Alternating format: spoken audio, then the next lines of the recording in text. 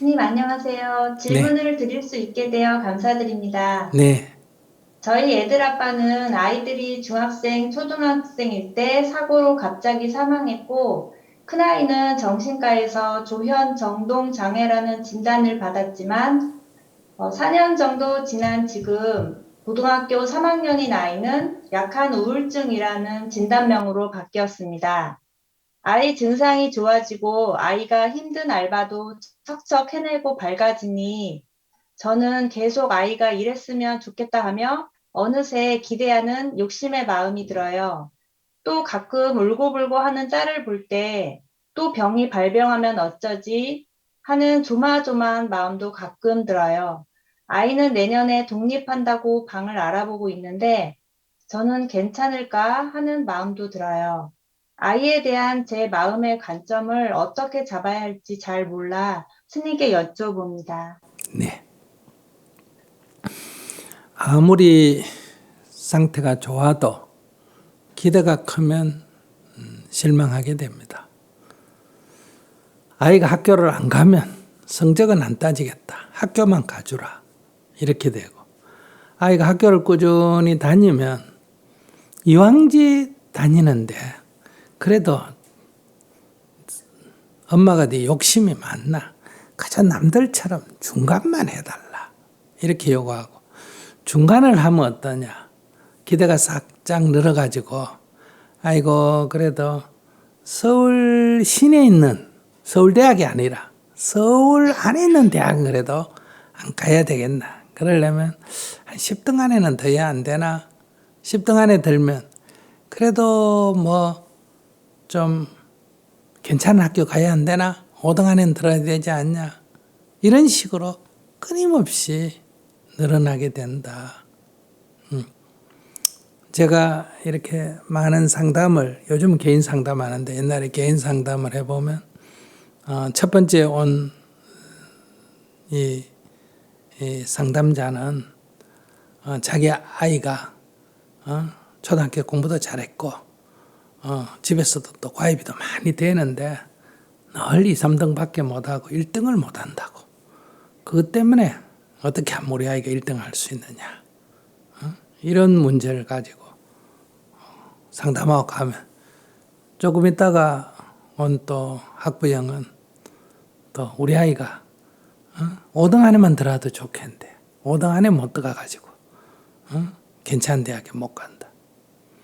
그럼 그 학부형에게 아까 조금 전에 온 학부형은 1등을 못해가 안달이던데 그러면 아이고 5등 안에 들어가기만 하면 뭐가 걱정해요. 그 아줌마 걱정도 많다. 이렇게 말한단 말이에요. 또 가고 이제 조금 있다 또 온 사람은 뭐라 그러냐.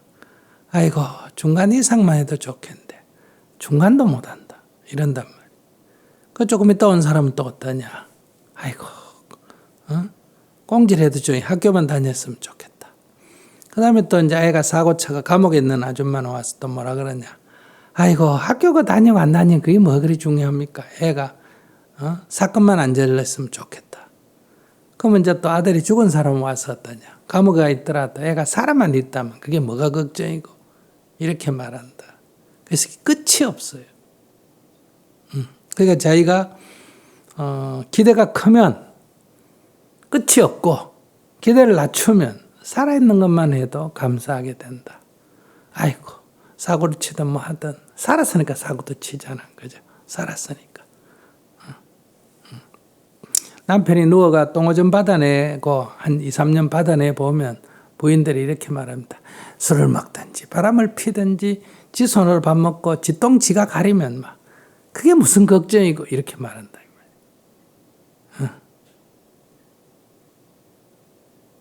다른 사람한테는 그게 엄청난 걱정거리인데 더 나쁜 상황에 처하면 이렇다. 그래서 어떤 상황이 된다고 그 문제가 해결되는 것은 아니다. 그러니까 아이고 아이가 살아만 있다면 뭐가 걱정이고 살아만 있어다오.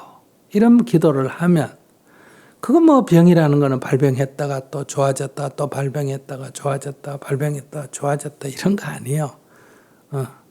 그러니까 그래도 아이고 옛날보다는 좋아졌다. 항상 이렇게 생각이 되는.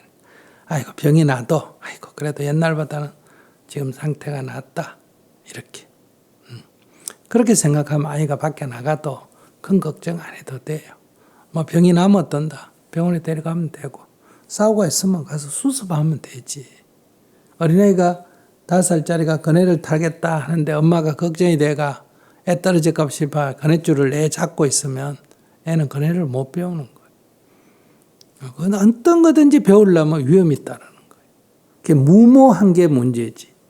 그러니까 애가 그네를 타면 뭐 넘어지든 자빠지든 놔놓고 옆에서 기다려야 돼요. 그러다가 떨어져서 다치면 엄마가 병원에 데려가야 되겠죠.